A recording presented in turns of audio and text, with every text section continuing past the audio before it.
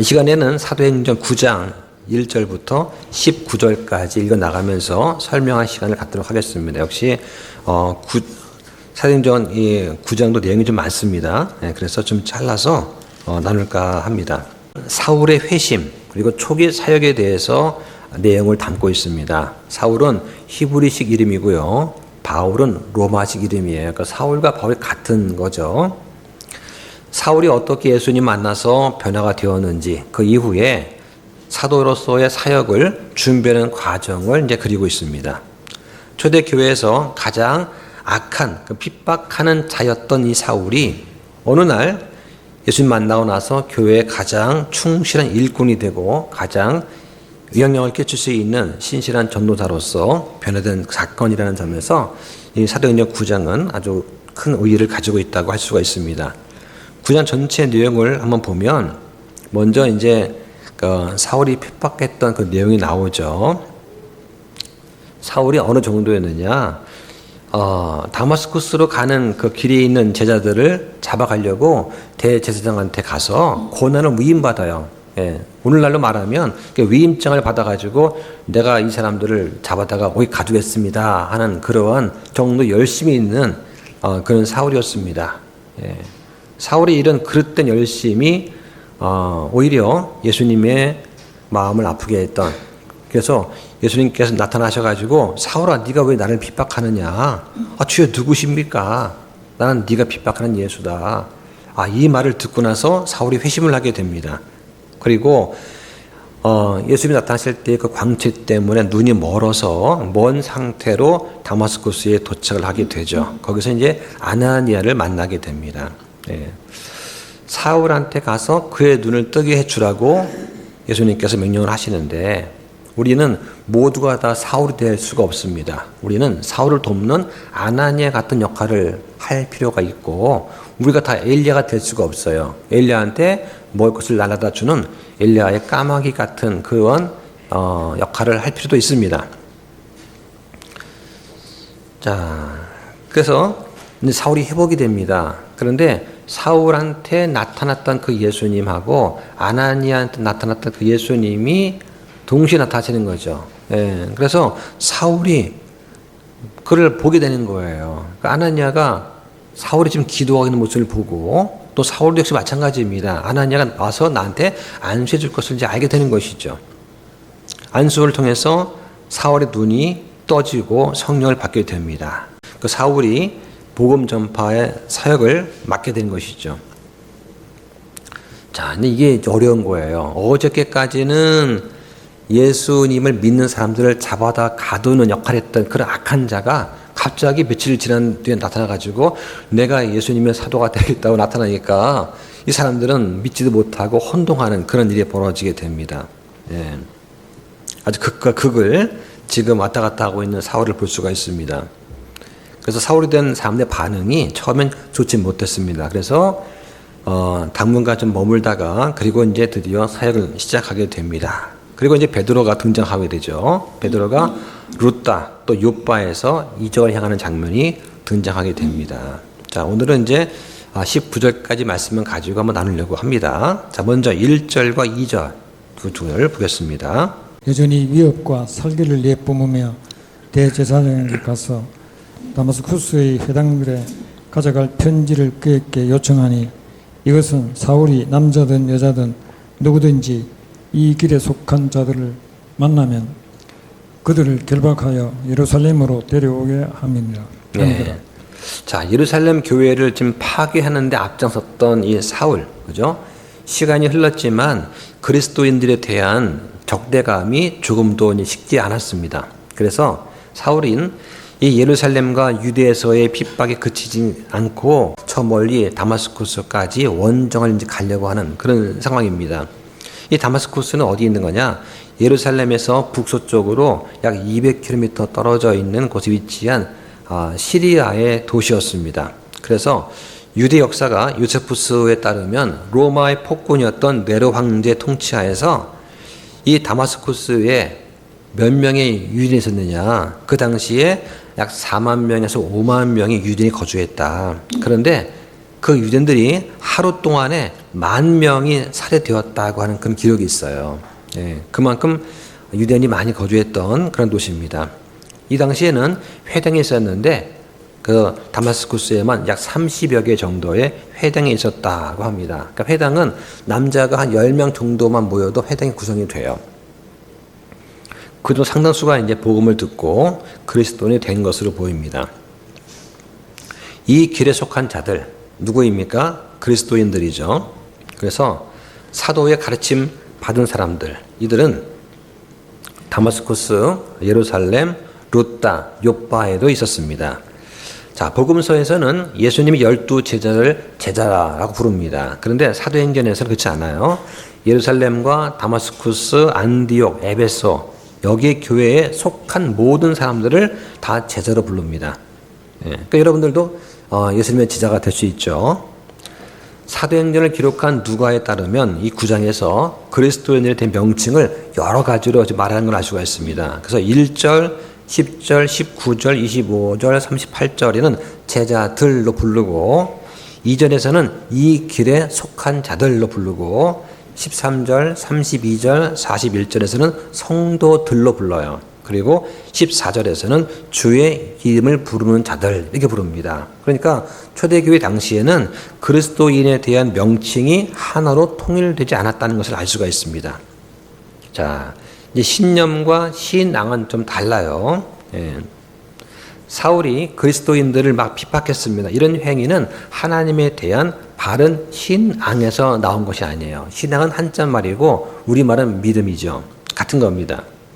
자, 그런데 사울의 이러한 행동은 사울의 어떤 성장 배경 또는 교육된 것에 비롯된 신념에 불과한 것입니다. 신념은 지식과 경험에 근거해서 스스로 갖는 것이지만 신앙, 믿음은 하나님의 은혜로 얻어지는 것이죠. 그래서 이 신념이라고 하는 것은 교육 같은 잘못된 정보를 통해서도 얻을 수가 있습니다. 신념은 우리를 구원할 수가 없는 거예요. 근데 믿음은 우리를 구원에 이르게 하죠. 그래서 우리가 자유민주주의, 정직, 공정함, 공의 이런 것들은 신념에 속하는 것입니다. 이것은 성경적으로 옳은 것이고 하나님의 오른쪽 가치에 속하는 것입니다. 하지만 그걸 주장한다고 해서 구원받는 것은 아닙니다. 더 중요한 것은 바른 진리의 바탕을 둔 바른 믿음이다. 이거를 항상 기억하면 좋겠습니다. 자, 3절과 4절 보겠습니다. 그가 길을 가다가 다마스쿠스에 가까이 왔을 때 갑자기 하늘로부터 빛이 나타나 그를 돌로 비추더라.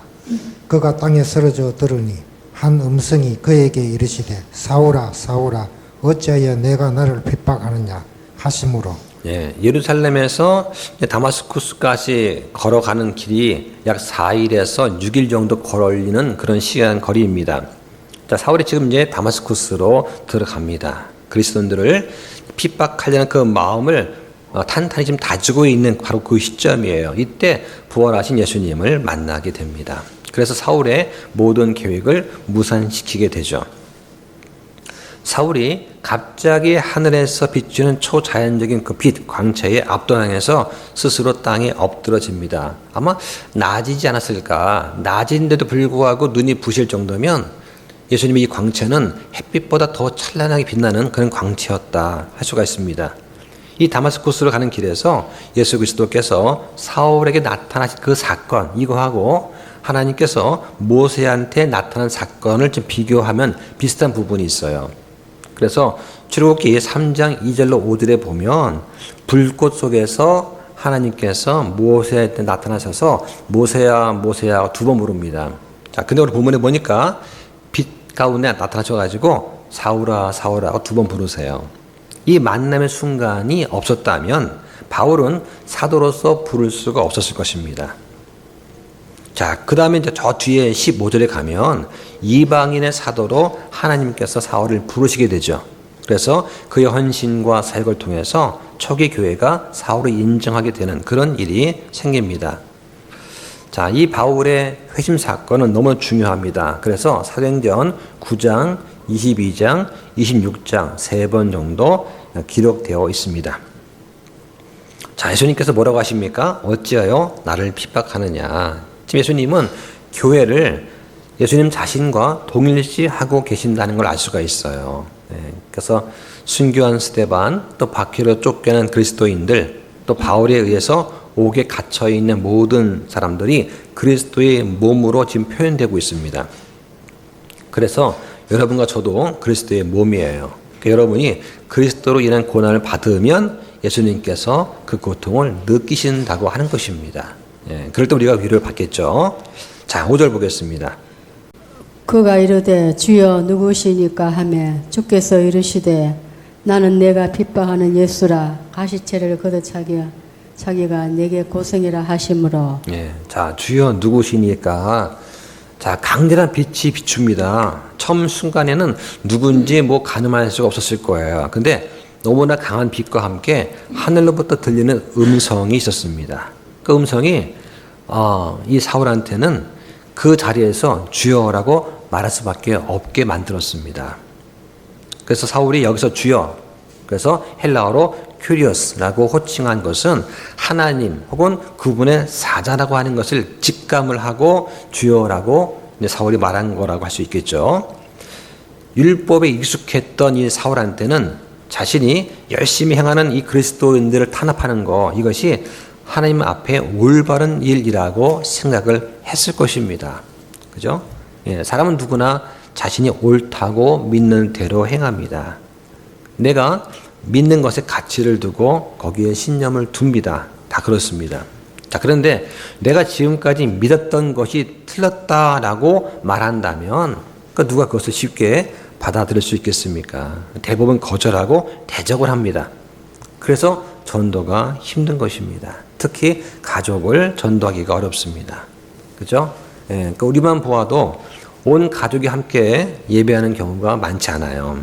그런 의미에서 이 지금 바울을 변화시킨 이 원인은 뭐냐? 바울이 평상시에 심사숙고하거나 어떤 내적 갈등을 통해서 얻어진 것이 아니에요. 바로 예수님께서 주권적으로 역사하셨다. 이걸 위해 우리가 좀 기도를 해야 됩니다. 우리 가정에서 아무리 남편이 아내가 또는 부모가 자식이 이렇게 전도를 하고 권해도 말을 듣지 않고 대적하는 경우가 흔합니다. 이럴 때 예수님께서 주권적으로 좀 역사하셔서 그 마음을 좀 만져달라고 기도하는 거, 이거 외에는 우리가 어떻게 할 수가 없어요. 우리는 최선을 다해서 우리가 믿음대로 말씀대로 선하게 이렇게 잘 대해줘야 되지만 정작 그 마음을 변화시키는 거, 예수님의 만져주심이 아니면은 저 어렵지 않을까, 그런 생각이 듭니다. 그래서 바른 진리의 영에 들어가면 사람의 내면이 변화가 돼요. 우리가 바르게 믿고 성령대로 살 수 있게 됩니다. 자, 그러지 않으면 가족의 마음을 돌린다는 거 참 힘든 것 같아요. 자, 여기서 뭐라고 합니까? 나는 네가 핍박하는 예수다, 이렇게 말을 합니다.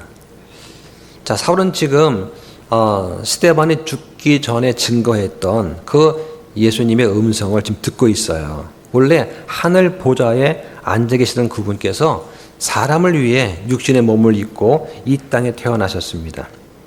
그리고 예수라는 이름이 붙여졌고 하나님의 그런 구속 계획에 따라서 십자가에 돌아가셨다가 죽은 뒤 4일 만에 다시 살아나시고 승천하셨습니다.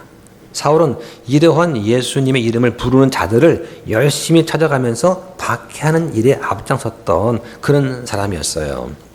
자, 근데 예수님께서 굳이 자신의 이름을 예수다 이렇게 밝힌 그 이유가 뭐냐?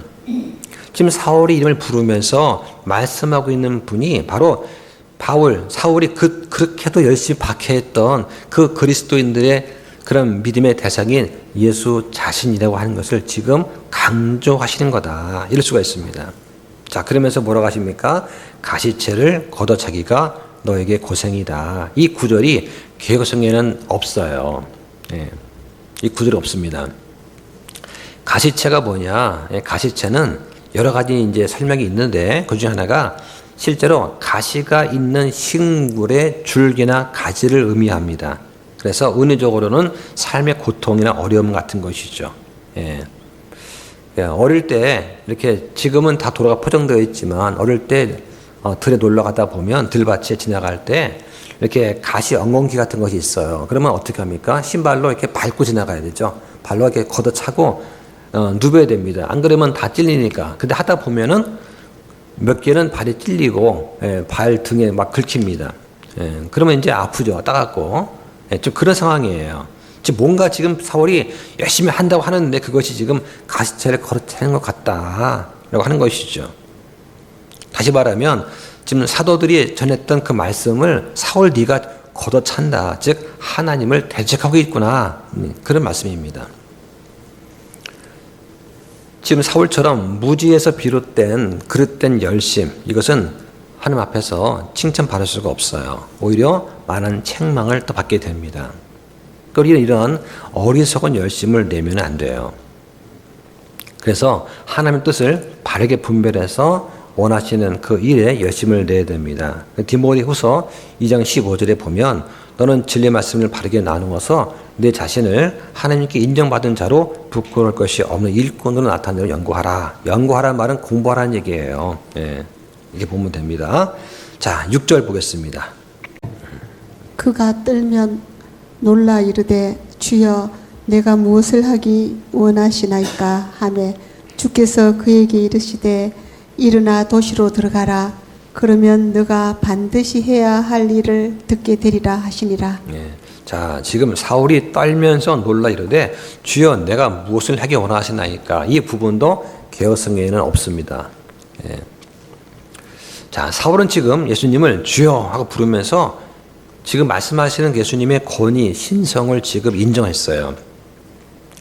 자, 짧은 순간이었지만 사울은 자신의 아마 이전 삶을 되돌아보면서 이제는 주님의 뜻대로 따르겠다라는 결심을 아마 했을지 모르겠습니다. 분명한 것은 예수님을 나의 주님으로 인정하고 주님 뜻에 복종하고 주님 원하시는 대로 살겠다라고 하는 그런 결단의 마음이 생긴 것 같습니다.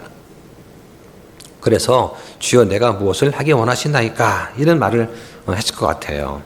하나님의 은혜가 있었기 때문에 사울은 지금 구원의 은혜와 함께 하나님의 일꾼이 되겠다는 그런 영예를 지금 얻고 있는 것입니다. 자, 근데 이제 생각해 보면 오늘날 많은 사람들이 자기가 하나님의 일꾼이 된 거, 이것이 어떤 목사의 선택이나 결정 혹은 자신의 의지나 능력에 따른 거라고 생각하는 사람이 많은 것 같습니다. 그러다 보면 하나님의 일을 소홀히 하는 경우가 생기는 거죠. 그러니까 하나님께서 분명히 사람을 통해서 일하십니다. 그런데 우리가 하나님의 일꾼이 된 것은 하나님의 부르심과 은혜로 된 것이다. 이걸 우리가 기억을 해야 됩니다.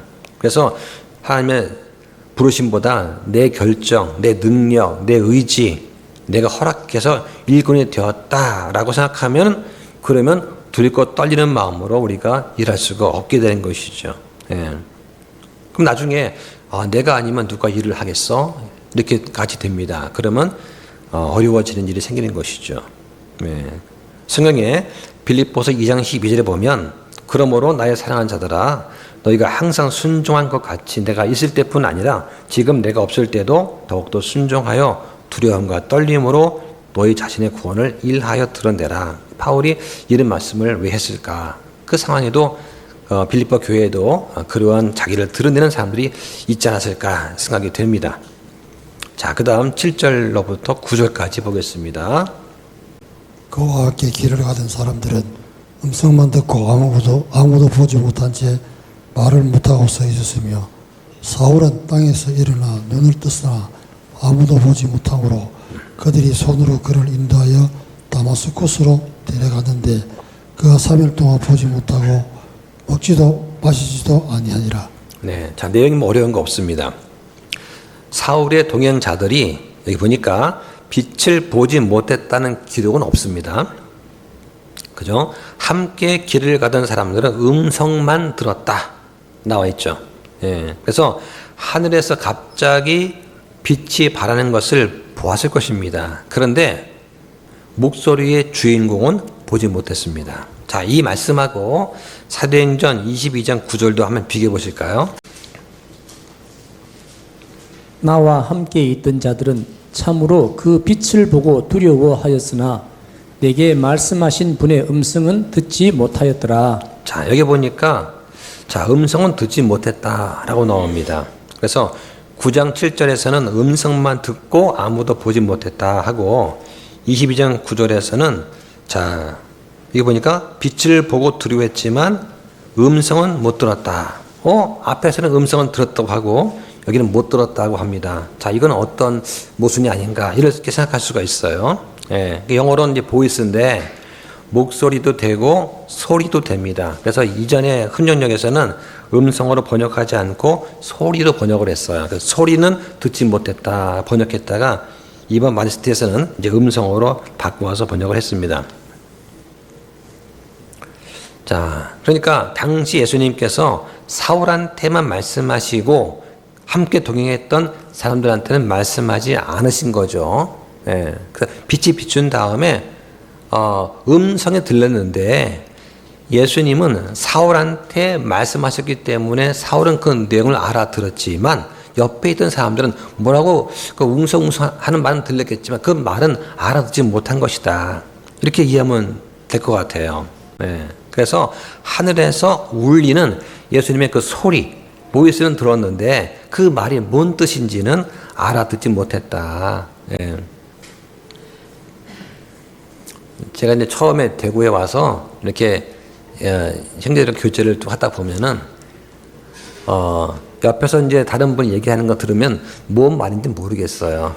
분명히 말을 하는 것 같은데 어떤 방언이지 저거? 저한테 방언 같습니다.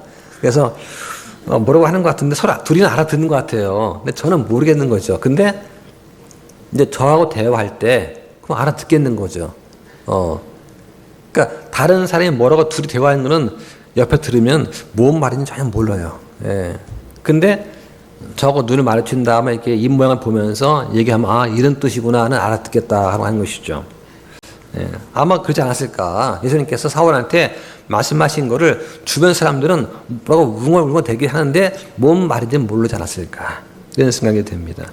근데 이제 문제는 사울은 예수님을 만났고 목소리를 들었고 그 말씀하신 것을 이해를 했다는 것입니다. 예. 자, 앞에 8절에 가면 좀 전만 해도 앞장서서 그 무리를 인도해 오던 사람이 이제 이끌리게 됩니다. 그렇죠? 자, 나를 따르라 하고 쭉 가던 사람이 이제는 다른 사람한테 인도를 받아서 왜? 눈이 멀었으니까 이끌려 가는 거예요. 예. 믿는 사람들을 체포하러 다녔던 사람이 이제는 예수님께 사로잡히게 되었습니다. 아주 놀라운 극적인 반전이라고 할 수 있습니다. 자, 이 부분을 영화로 참 만들어도 아마 너무 재밌을 것 같아요. 예. 부활하신 예수님 만난 사건, 육체의 눈이 감겨서 보지 못한 채 보냈던 그 이후에 3일 동안의 그 기간, 이 사울을 예전과 완전히 다른 사람으로 바꾸기에 충분한 시간이 아니었을까 생각이 됩니다. 네. 그래서 사울은 눈을 떠서 보았기 때문에 여기저기 다니면서 예수 믿는 사람들을 찾아내서 체포했던 그 사울이 이제는 보지 못하게 되었다는 거. 3일 동안. 이건 큰 의미가 있는 것 같아요.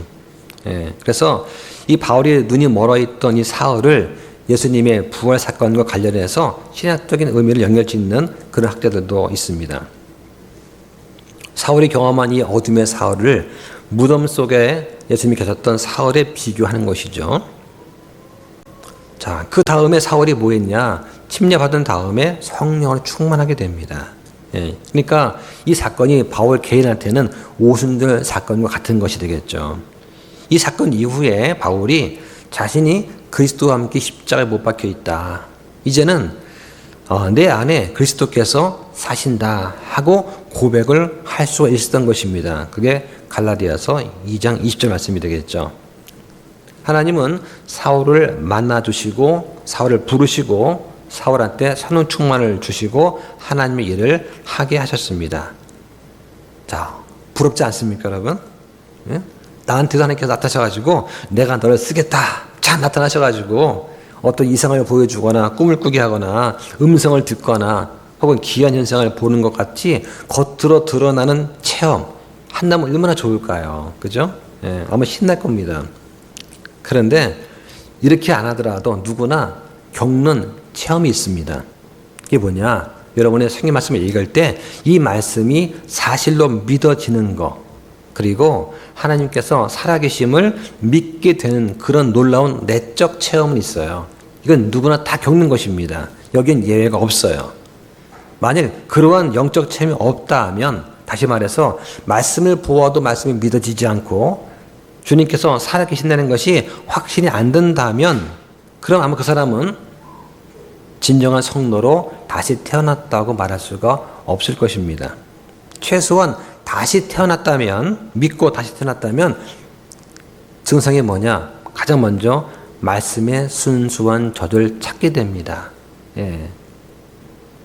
아기가 태어나면 엄마 젖을 찾고, 짐승 새끼가 태어나면 그 어미의 젖을 찾듯이 영적 다시 태어나면 누구든지 말씀이 보고 싶어져요. 갈급해지게 됩니다. 여기 예외가 없어요. 예.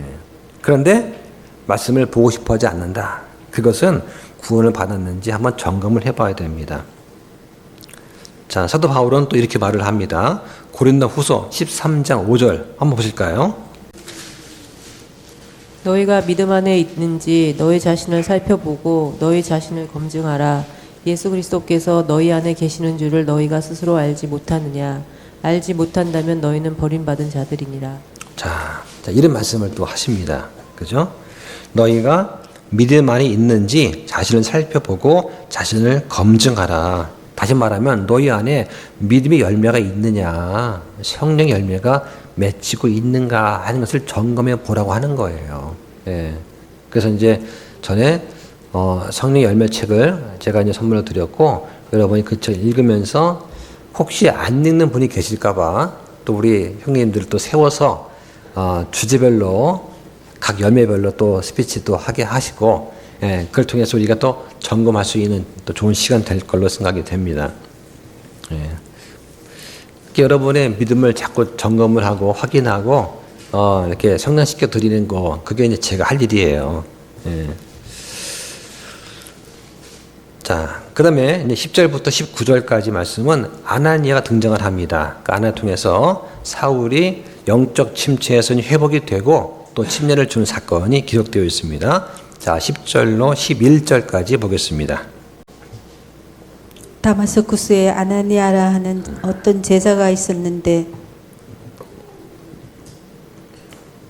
주께서 환상 속에서 그에게 이르시기를 아나니아야 하시니 그가 이르되 보소서 주여 내가 여기 있나이다 하매 주께서 그에게 이르시되 일어나 곧은 가리라 하는 그리로 가서 유다의 집에서 사울이라 하는 다소 사람을 찾으라. 보라 그가 기도하고 있느니라. 네, 곧은 거리가 거리 이름이에요. 네, 거리 이름이 곧은 거리라고 하는 것입니다. 그죠? 네. 자, 이렇게 좀 당황해야 이 곧은 거리라고 하는 말을 안 잊어먹을 거예요. 네, 자, 아나니아 주께서는 은혜로우시다 하는 뜻입니다. 이름 뜻이 당시 유대 사회에 아주 흔했던 이름이에요. 예, 흔했던 이름입니다. 자, 바울은 나중에 이 아나니아를 가리켜서 뭐라고 하느냐? 사도행전 22장 12절에 율법에 따라 경건한 사람으로 거기 사는 모든 유대인들에게 칭찬을 듣는 사람이다. 이렇게 평가를 했어요. 그러니까 아나니아는 사울을 부르기 위해서 하나님께서 다마스쿠스에 미리 예비해 두신 하나님의 일꾼이었습니다. 그런 의미에서 다마스쿠스는 아나니아의 삶의 현장이었고 또 사역지였다. 이렇게 말할 수가 있습니다. 우리한테는 여기 이곳이 우리의 사역지입니다. 그렇죠? 우리가 일꾼으로 섬길 수 있는 곳이라고 할 수가 있습니다. 자, 주여 내가 여기 있나이다. 이제 기도하면서 이렇게 주님께 응답하는 이제 그런 말이 되겠죠.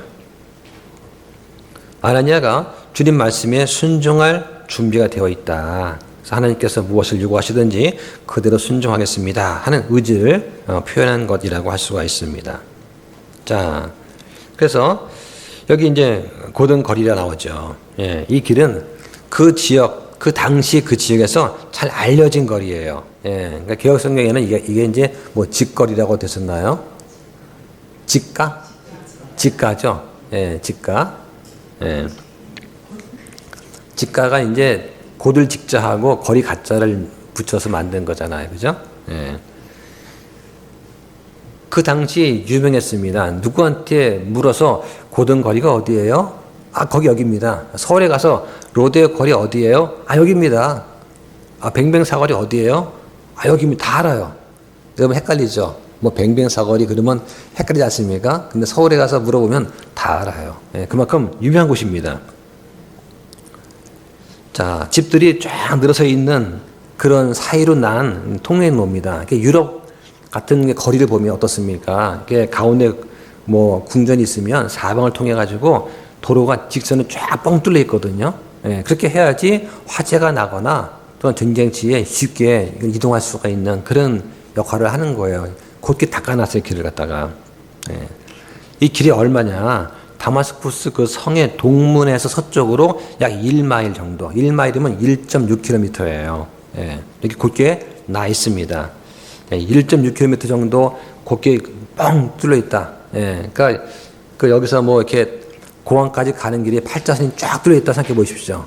그럼 다 알 거 아니에요. 그렇죠? 예. 그 거리를. 자, 사울이라 하는 사람이 등장하죠. 예, 다수 사람이라고 합니다. 그래서 사울이란 이름도 그 당시 아주 흔했던 이름이에요. 그래서 예수님께서 그 사울이란 이름의 출신지를 덧붙여가지고 아나니아가 혼동하지 않게 알려줍니다. 그래서 다소 사람 사울 이렇게 구체적으로 명시해 주는 것이죠. 예, 다소는 소아시아 남동쪽에 위치한 길리기아 지방의 수도입니다. 약 50만의 인구가 거주했다고 합니다. 그 1세기 당시에 아주 영향력이 컸던 그런 도시가 되겠죠. 우리 동구 인구가 한 25만 명 되나요? 그죠? 예. 동구하고 서구 합치면 한 60만 될 겁니다. 그렇죠? 예.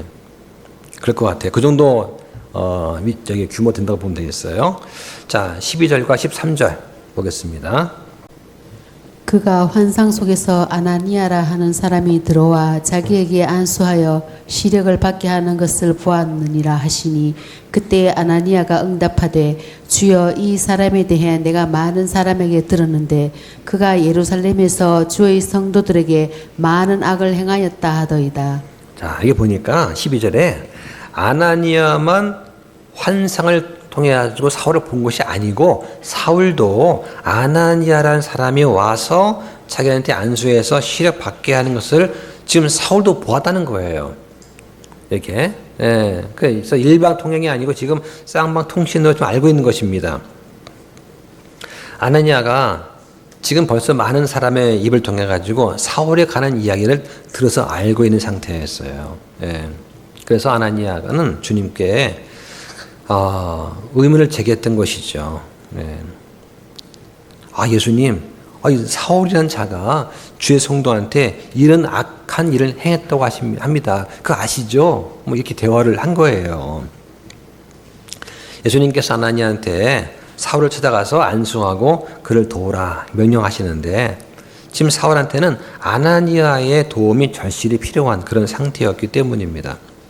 사울은 그리스도를 만나서 회심을 하긴 했지만 문제는 이제 내가 어떻게 해야 그리스도인답게 살아갈 수 있을지 전혀 알 방법이 없었던 거예요. 특히 지금까지 아주 무자비하게 그리스도인을 막 비판했잖아요. 악명도 높았습니다. 예. 그래서 다른 그리스도인들을 찾아가서 도움을 청한다는 거 이거는 생각조차 못한 그런 일이 되겠죠. 예.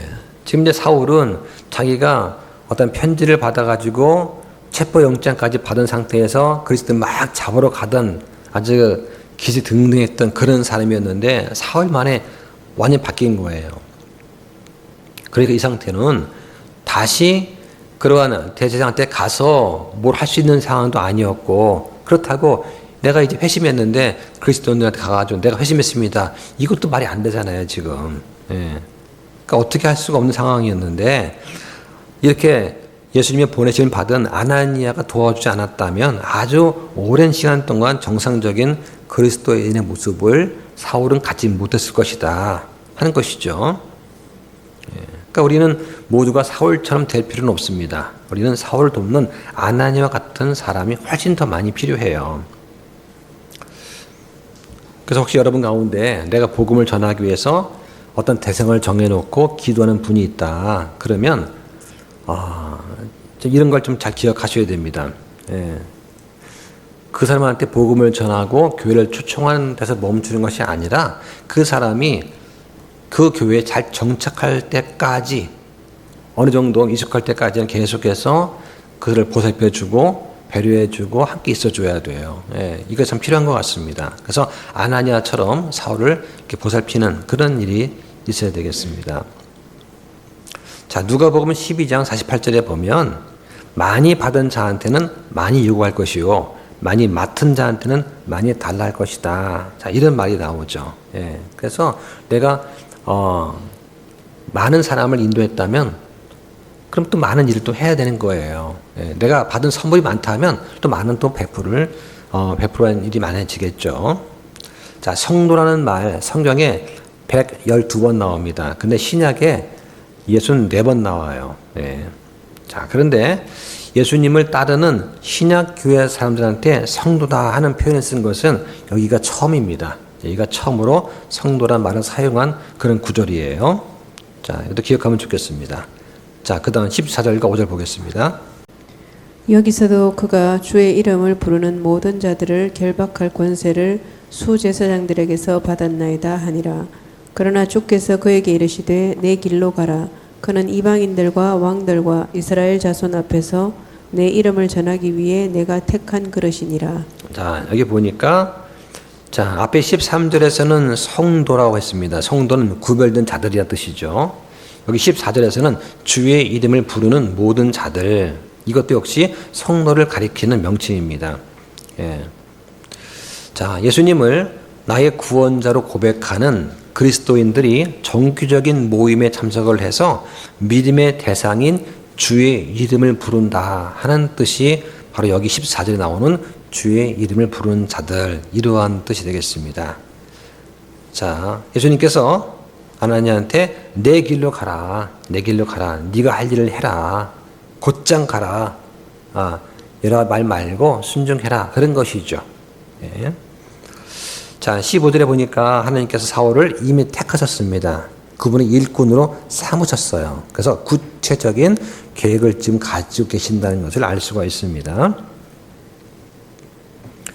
사도 바울도 역시 주님 만나서 극적인 회심을 한 다음에 자신의 복음 전파 사역을 감당하면서부터 자신을 이방인의 사도로 항상 인식하고 있었다 하는 것을 나중에 글을 통해서도 알 수가 있는 거예요. 바울은 이후에 많은 왕들 앞에서도 복음을 증거했습니다. 구체적으로는 유대왕 아그리빠 왕 26장 나오죠. 로마 황제 카이사르, 유대 총독 벨릭스, 또 베스도한테도 복음을 전했습니다. 자, 또한 자기 동족 이스라엘 자손 앞에서도 목숨을 바칠 각오로 복음을 전했죠.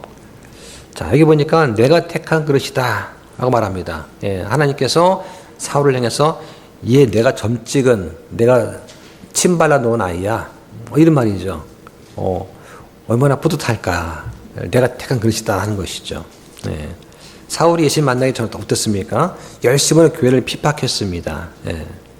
그러한 것들은 나중에 사울로 하여금 자신을 죄인 중에 우두머리다 이렇게 겸손하게 만들 수 있는 중요한 어떤 계기가 되었겠죠. 인간적으로는 사울 같은 인물이 주님의 그릇 된다는 거 상상할 수가 없을 것입니다. 자, 그런데 예수님 만나고 복음에 대해서 바른 진리를 안 다음에 이 사울의 배경, 사울이 받은 교육, 또 구약에 대한 율법적인 지식, 또 헬라어에 대한 지식, 또 이런 여러 가지 열심, 이런 것들이 주님을 유익하게 하는 주님의 도구로서 사용이 될 수 있었다 하는 것이죠. 네. 그러니까 하나님께서는 사람의 조건과 자격, 외모를 보고 은혜를 베푸시거나 일꾼으로 삼지 않는다는 것을 알 수가 있습니다. 하나님은 그분의 기쁘신 뜻에 따라서 은혜를 베풀 자한테 은혜를 베푸신다 하는 것을 알 수가 있어요. 예, 그런 구절을 한번 찾아보겠습니다. 자, 출애굽기 33장 19절. 네 앞에 지나가게 하고 주의 이름을 내 앞에 선포할 것이며 내가 은혜를 베풀 자에게 은혜를 베풀고 내가 긍휼을 베풀 자에게 긍휼을 베풀리라 하시고. 네, 은혜를 받아 마땅한 사람이 아니고 긍휼을 받아 마땅한 사람이 아니라고 하는 거예요. 하나님의 전폭적인 주권에 따라서 은혜 베풀 자한테 은혜 베푸신다. 자, 또 하나 더 보겠습니다. 고린도전서 15장 10절도 보시죠. 하나님의 은혜로 지금의 내가 되었으니 내게 주어진 그분의 은혜가 헛되지 아니하여 내가 그들 모두보다 더 많이 수고하였으나 그것은 내가 한 것이 아니요 나와 함께 하신 하나님의 은혜로 된 것이니라. 네. 자, 사울이 이런 고백을 할 수 있다는 거, 사울의 그런 과거에 있었던 그러한 경험 같은 것이 바탕이 되지 않았을까요? 네, 그래서 자, 우리가 이제 복음 성경에도 많이 부르지 않습니까? 내가 나 된 것은 하나님의 은혜라. 예. 자, 이런 고백을 이제 했습니다. 우리도 이런 고백을 할 수 있어야 되겠습니다. 자, 그 다음에 16절과 17절 또 보겠습니다. 그가 내 이름을 위해 얼마나 큰 일들로 반드시 고난을 겪어야만 하는지 내가 그에게 보이리라 하시니 아나니아가 자기 길로 가서 그 집에 들어가 그에게 안수하며 이르되 형제 사오라 곧 내가 올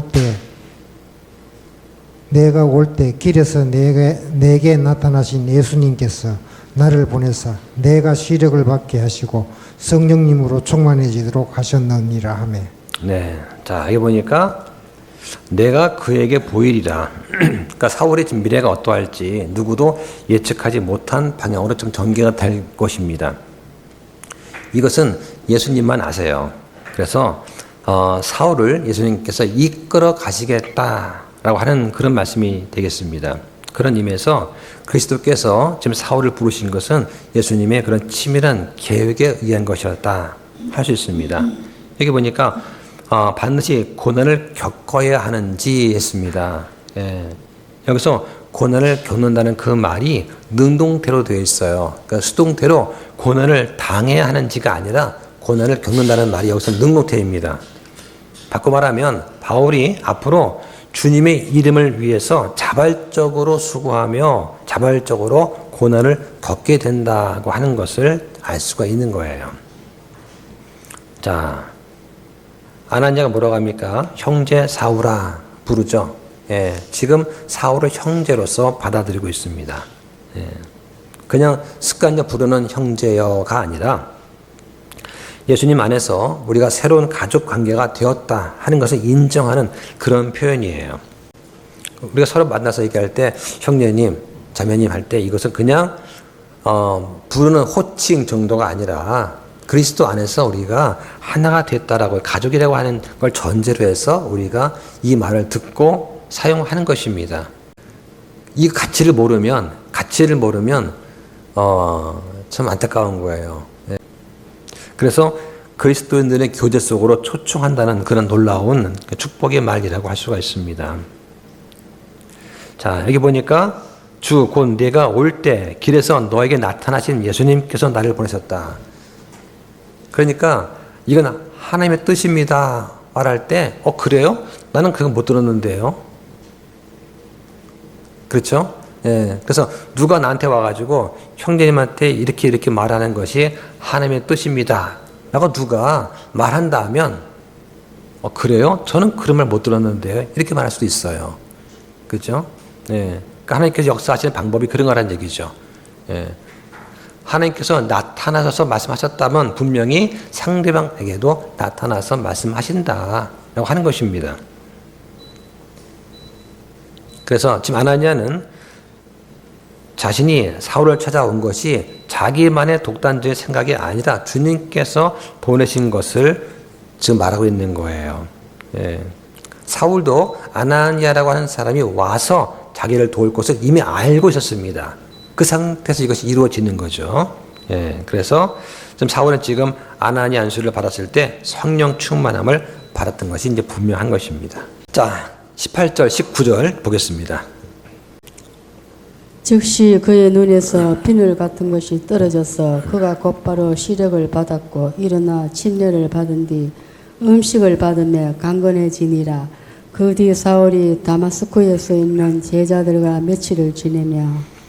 자, 지금 이제 사울의 눈에서 물고기 비늘 같은 일종의 막이 떨어졌습니다. 그리고 시력이 회복이 되었습니다. 자, 이 글을 쓴 사람이 누가예요? 누가는 의사입니다. 의사가 의학적인 소견을 가지고 이걸 지금 이제 집필을 한 거예요. 사도행전을. 그러니까 아마 정확했을 겁니다. 그래서 이 비늘 같은 것이 없었다가 예수 그리스도의 영광의 빛을 본 다음에 생겨났다. 그리고 그 비늘 때문에 사울이 3일 동안 앞을 보지 못했다 하는 사실도 의사인 누가가 기록을 한 거예요. 그리고 그 막이 벗겨진 것이 어떤 의학적인 치료가 아니라 아나니아의 안수에 의해서 벗겨졌다 하는 것도 지금 의사인 누가가 지금 정확한 기록을 좀 하고 있습니다. 예. 여기서 볼 수 있는 것이 아나니아의 안수에 의해서만 이 사울의 비늘 같은 막에 벗겨진 것처럼 오직 하나님의 은혜에 의해서만 사람들의 그런 영적인 그 안목을 가리고 있는 그 눈이 열릴 수 있다는 거예요. 그래서 이 죄악의 비늘이 벗겨져서 진리를 밝히 보게 될 수 있는 것은 하나님의 은혜밖에 없다라고 하는 것입니다. 그러니까 아무 사람이 학식이 많고 배움이 많아도 성경을 읽는다고 해서 이걸 깨달을 수가 없는 거예요. 하나님의 은혜가 아니면 이 영적으로 지금 가려져 있는 이 막을 벗겨낼 방법이 없어요. 그래서 우리가 은혜로 믿음을 통해 구원을 받는 겁니다. 자, 사울은 지금 아나니의 안수를 받고 눈이 회복이 되었습니다. 그 다음에 가장 먼저 한 게 뭐냐? 일어나서 침례를 받았습니다. 예수님 믿고 새 사람이 되기 위해서 조금도 지체하지 않고 단호하게 결단하는 사울의 모습을 볼 수가 있습니다. 아마 침례를 받으라고 아나니아가 권했겠죠. 그 침례는 예수 그리스도의 죽으심, 부활과 연합된 그런 의식입니다. 그러니까 침례 받는 것은 예수님께서 십자가에 죽으신 것처럼 우리도 과거의 죄에 대해서 죽는 거예요. 또 부활하신 것처럼 이제 하나님을 향해서 사는 것입니다. 이런 의미를 아마 분명히 배웠을 거다. 자, 여기 다마스쿠스에 있는 제자들 나옵니다. 그러니까 아나니아처럼 다마스쿠스에 살다가 거기서 복음을 듣고 주의 성도가 된 사람들, 또는 그 예루살렘에서 박해를 피해서 이 다마스쿠스로 온 성도들을 아마 말하는 것일 것입니다. 함께 며칠을 지냈습니다. 자, 이게 일반 상식으로는 납득이 잘 안 되는 거예요. 그죠? 자기들을 죽이려고 잡아가려고 했던 그 사람과 며칠을 지낸다는 거, 이게 인간적으로 잘 이해가 되지 않을 수 있습니다. 그래서 바로 그들의 그 공동체는 어떤 공동체냐? 그리스도의 보혈의 공로로 인해서 용서받고 구원받은 자들로 구성이 된 그런 그리스도인의 공동체였기 때문에 가능한 것이다 라고 할 수가 있습니다. 자, 그래서 아무리 원수 같은 관계일지라도 관계를 회복시키고 친구가 되게 하고 형제 자매가 되게 하는 거, 이게 바로 그리스도의 보혈이 가지고 있는 권능이다 할 수 있습니다. 그래서 빌레몬과 오네시모 같은 경우도 처음에 어떻습니까? 빌레몬이 주인이었고 오네시모가 종이었죠. 그게 주인과 종의 관계였다가 이 오네시모가 도망칩니다. 그러니까 원수 관계가 되었지 않습니까? 잡히면 죽을 수 있는 관계가 된 거예요. 근데 그리스도 안에서 서로 존중한 형제가 된 것이죠. 그래서 우리가 이렇게 조각나 버린 인간관계조차도 하나로 회복시킬 수 있는 그런 힘이 그리스도의 복음 안에 있다라고 할 수가 있겠습니다. 그래서 어떤 분들은 그리스도의 보혈은 인정하는데 순종은 못하겠다 하는 분들도 있어요. 그 원인이 뭐냐? 자기를 부인하지 못하기 때문입니다. 그러니까 아직도 내가 내 인생의 주인이다, 내가 나를 구원할 수 있다 라고 생각하는 것이죠. 아직도 내 안에는 약간의 선이 남아있다. 그렇기 때문에 자기를 부인 못하는 것입니다. 분명 성경은 하나님께서 너는 내 것이다 이렇게 말씀을 하신다고 증명을 합니다. 그래서 그리스도 안에서 우리는 하나가 될 수 있고 또 그렇게 되도록 노력을 해야 됩니다. 그런 귀한 은혜가 함께 하시기를 주님 이름으로 축원합니다. 기도하겠습니다.